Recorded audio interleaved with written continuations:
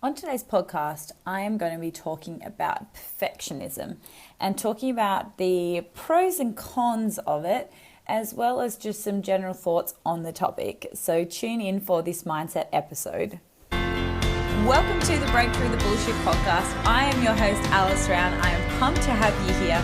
We are going to really strip back all of the bullshit surrounding nutrition, training, bad diets, everything in the industry, so that we can give you education to get the best possible results.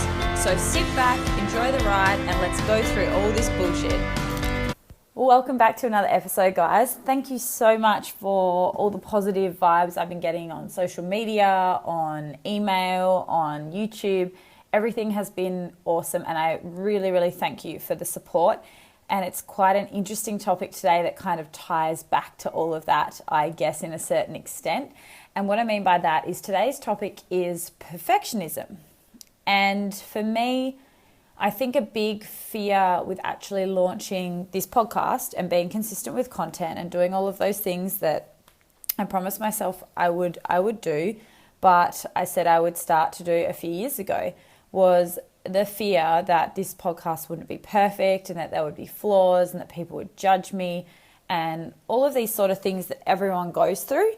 And I think that you have to come to a point in your life where you've got to let go of being perfect and embrace failure, embrace, things that come with failure, obviously a little bit negative emotions or how you're tackling failure and those sort of things in your life. So what I mean by that is I kind of became okay with being imperfect and embracing that in my life. So you hear it a lot, and I get a lot of people come to me and they'll say, oh, I'm just a perfectionist, so that's why I can't do this, this, and this. And then they reel off like a bunch of excuses. And it's like, well, if you're a perfectionist, like, why are there so many excuses? It kind of contradicts like what you're trying to achieve in life, and then you end up achieving nothing. So the negative side of perfection is fear. There is massive, massive, massive fear in perfection because you're trying to achieve something that is near to impossible. What is actually perfection? And perfection to one person is going to be completely different to another person. And I bet that you're the same sort of person, if you're listening to this, that maybe if you're a perfectionist, that you haven't actually maybe achieved a lot of things that you've wanted to achieve in maybe the last few years. Maybe you're a procrastinator because of that. And then that fear holds you back. So there's a massive fear of failure. There's a massive fear of making mistakes. There's a huge, huge fear of disappointing others. And this often ties in with caring a bit too much about what other people think, which is often a trait that perfectionists have because they care so much about everything, like almost too much. They've got too many fucks to give, and they've probably used them all out, and they tend to be the sort of people that end up having burnout, that end up getting really sick all the time, that end up having fatigue because they're trying to do everything at a million miles an hour, and then also setting such high standards for themselves that it's only going to end negatively. There might be some little positives in there, but generally speaking, they're going to be disappointed a lot of the time.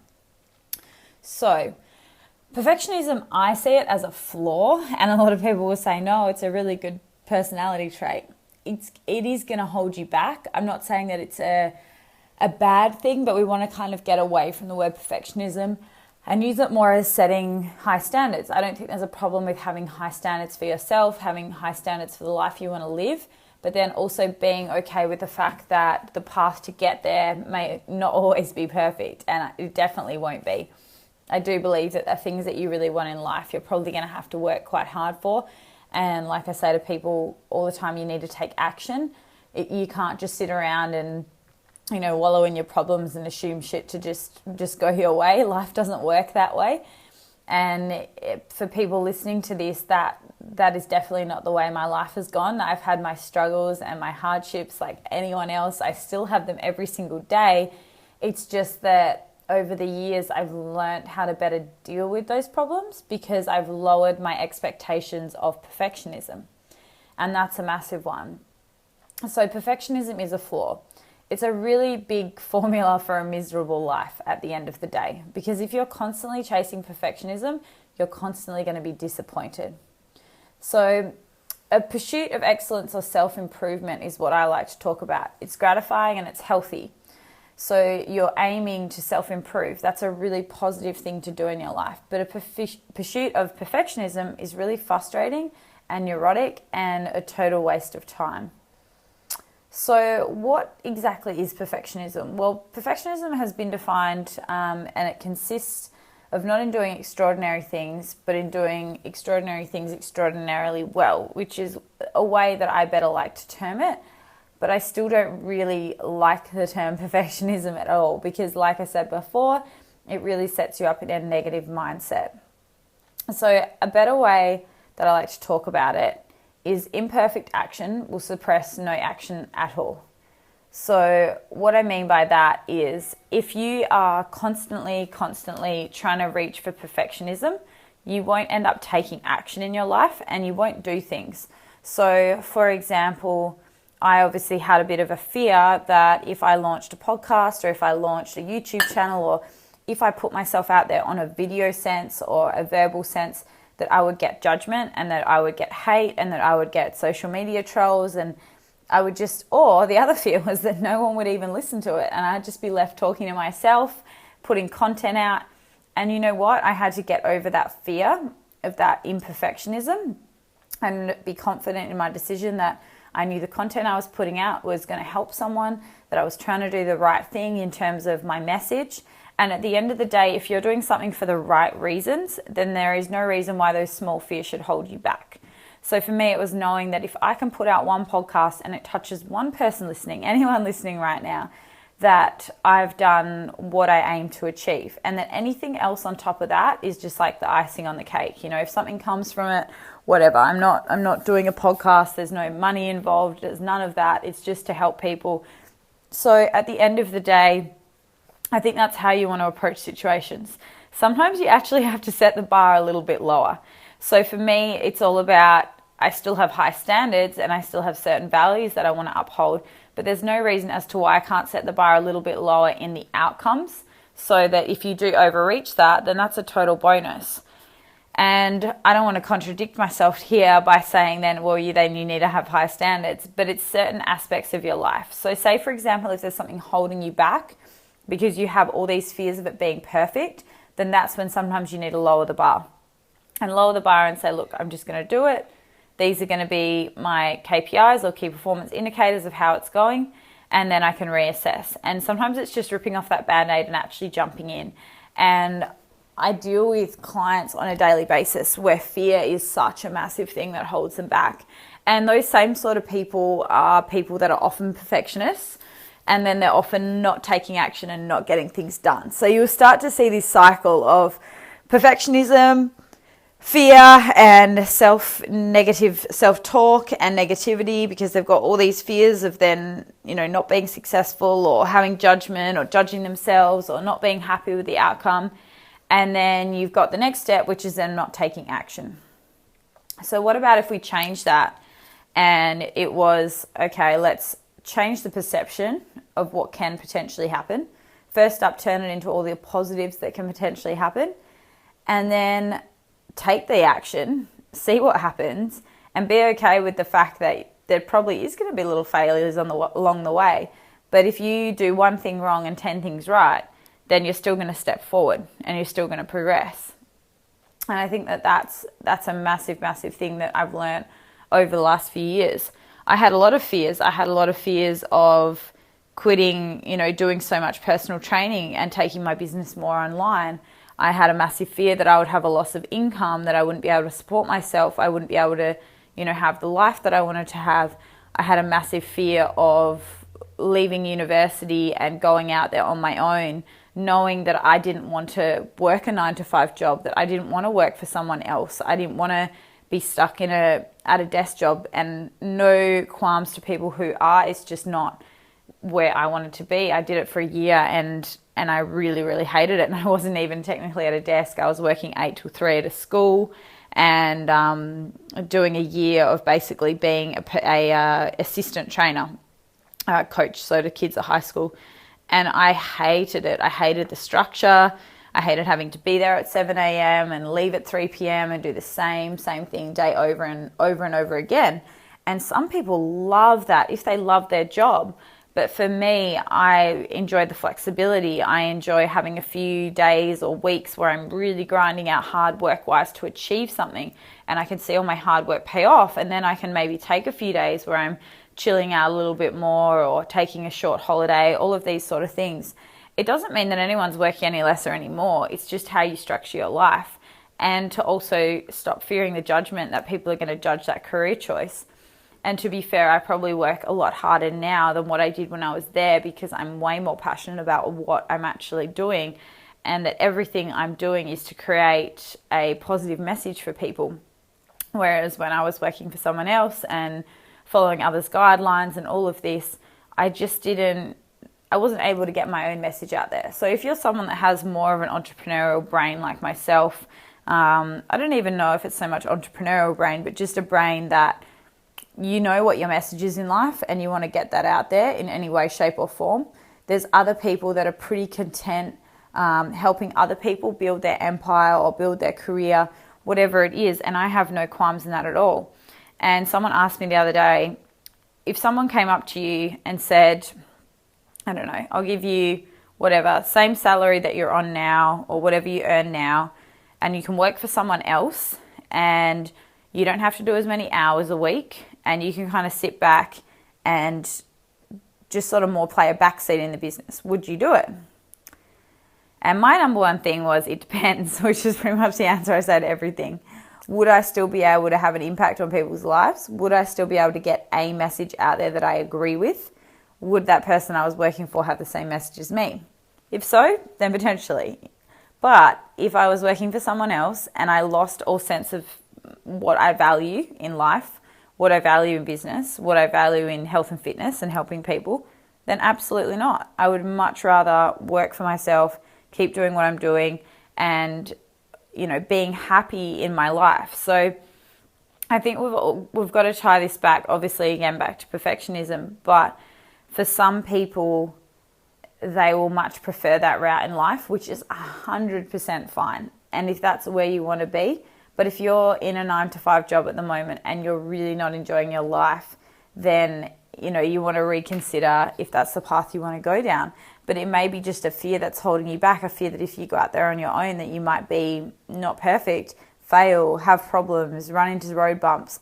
Of course you will. I 100% think working for yourself is very, very hard.